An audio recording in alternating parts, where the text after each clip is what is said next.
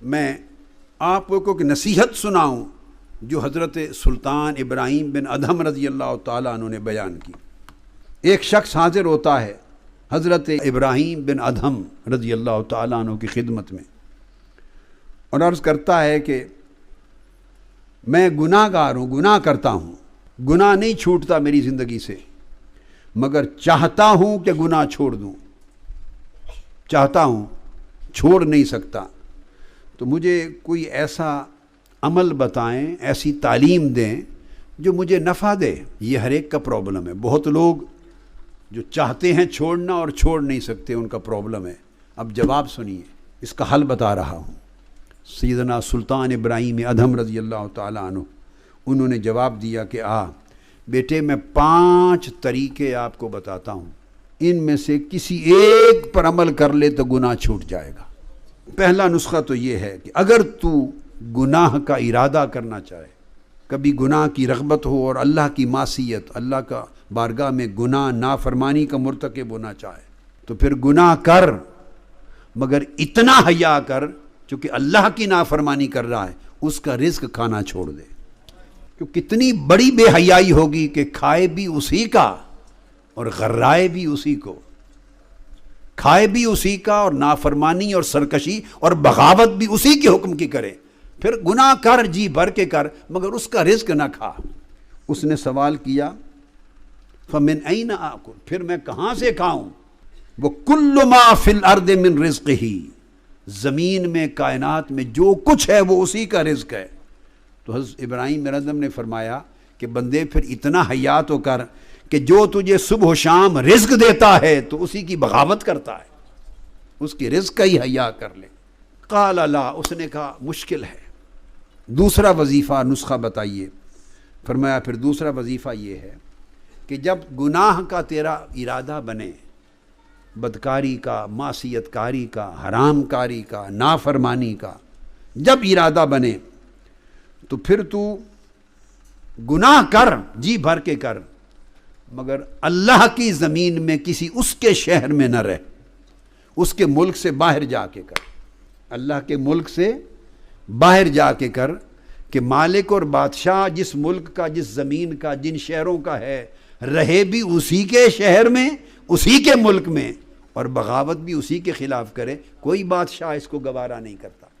پھر اس کا ملک چھوڑ کے ذرا باہر، حدود سے باہر جا کے کر۔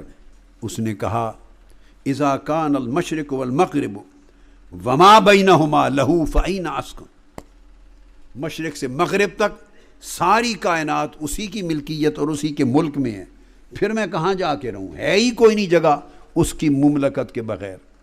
تو فرمایا پھر اس کا حیا کر، اس کی سلطنت میں رہتا ہے اور اس سے بغاوت کرتا ہے۔ انہوں نے کہا کہ اور وظیفہ بتائیں۔ آپ نے فرمایا ایک نسخہ یہ بھی ہے کہ اگر تیرا ارادہ گناہ کرنے کا بنے، نافرمانی اور گناہ گاری کا ارادہ بنے تو کر، جی بھر کے کر، مگر اس جگہ جا کے کر جہاں وہ تجھے دیکھ نہ سکے۔ گناہ اس جگہ کر جا کر کہ کم سے کم وہ تو نہ دیکھے، اتنا حیا تو ہو وہ نہ دیکھے۔ اس نے جواب دیا فَأَيْنَ أَذْهَبْ وَاللَّهُ يَعْلَمُ مَا فِي السَّمَاوَاتِ وَمَا فِي الْأَرْضِ وَمَا بَيْنَهُمَا وَمَا تَحْتَ الثَّرَى، آسمانوں اور زمینوں کی ساری کائنات میں، تحت الثریٰ، اور جو زمین و آسمان کے درمیان جو کچھ ہے، ہر جگہ اس کے علم اور نظر میں ہے، وہ ہر شے کو دیکھتا ہے، اس سے تو مخفی کوئی جگہ نہیں۔ تو وہ کون سی جگہ ہے جہاں میں گناہ کروں اور وہ نہ دیکھے؟ تو فرمایا اتنا حیا تو کر کہ تو گناہ کر رہا ہے جانتے ہوئے کہ وہ تجھے دیکھ رہا ہے، جانتے ہوئے کہ وہ تجھے دیکھ رہا ہے۔ یہ کتنے وظیفے ہوئے؟ انہوں نے کتنے بتائے؟ 3۔ اس نے کہا چوتھا وظیفہ یا چوتھا نسخہ بتائیے۔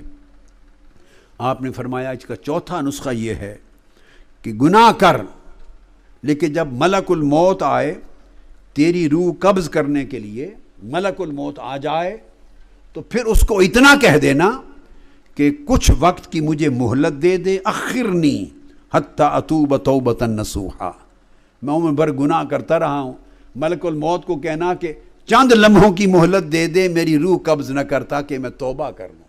کم سے کم گناہ کی بخشش طلب کر کے پھر خدا کے حضور جا، اور میں کچھ نیک اعمال کر لوں تاکہ اللہ کے حضور جانے کے قابل بنوں۔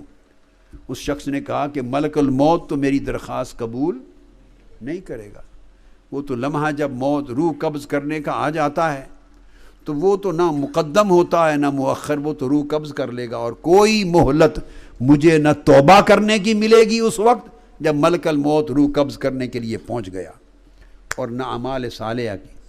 تو فرمایا جب تجھے اس بات پہ قدرت نہیں کہ ایک لمحے کی مہلت مل سکے توبہ کرنے کی اور کچھ نیک عمل کرنے کی، تو پھر اندازہ کرتے تیری نجات کیسے ہوگی، خلاصی کیسے ہوگی۔ انہی گناہوں میں لت پت جب تو مرے گا تیری روح جائے گی، تو اندازہ کر کے پھر دوزخ کی آگ کے کتنے سوت اور کوڑے لگیں گے۔ کون بچائے گا، کیوں بچائے گا تمہیں؟ اس نے پوچھا کہ 5واں نسخہ بتائیں۔ آپ نے فرمایا 5واں نسخہ پھر یہ ہے کہ جب قیامت کا دن ہو اور حساب و کتاب ہو جائے اور تیرا نامہ اعمال کھلے گناہوں سے بھرا ہوا، اور دوزخ کے فرشتوں کو حکم ہو وہ تجھے تیری پیشانی کے بالوں سے پکڑیں اور گھسیٹ کر دوزخ میں لے جانا چاہیں، اس وقت ان سے کہہ دینا کہ ذرا چھوڑ دو مجھے تھوڑی دیر کے لیے، مجھے نہ لے جاؤ، شاید میں اللہ سے درخواست کروں تو مجھے نجات مل جائے۔ ان کو کہنا کہ دوزخ میں نہ پھینکو، انہی سے مہلت مانگ لینا۔ اس نے کہا کہ قیامت کے دن تو کوئی مہلت نہیں ملے گی، وہ تو اللہ کے امر سے مجھے گھسیٹ کر دوزخ میں پھینک رہے ہوں گے، مہلت نہیں ملے گی قیامت کے دن۔ تو یہ ممکن نہیں۔ جب 5واں نسخہ سن لیا اس شخص کی چیخ نکلی، رو پڑا اور کہا حسبی حسبی، یہ 5 نسخے میرے لیے برابر ہیں، انا استغفر اللہ واتوب الیہ، میں ابھی گناہوں سے توبہ کرتا ہوں اور اس کے حضور معافی کا طلبگار ہوتا ہوں۔ کوئی راستہ نہیں گناہ اور معصیت کو جاری رکھ کر نجات کا، کوئی راستہ نہیں اللہ کی نافرمانی اور بغاوت اور سرکشی کو زندگی میں جاری رکھ کر پھر نجات کا، اور دوزخ سے خلاصی کا کوئی راستہ نہیں۔ آپ میں سے ہم میں سے کون ہے جسے یہ تسلی ہو کہ روح قبض کرنے کے لیے ملک الموت آپ پہنچے اور آپ اس سے 1 منٹ کی مہلت لے لیں گے توبہ کرنے؟ ہے کوئی ہاتھ کھڑا کر کے بتائے؟ ہے کوئی جسے یہ خبر ہو کہ میں نے آج نہیں مرنا، میرے پاس مہلت ہے؟ کسی کو خبر نہیں۔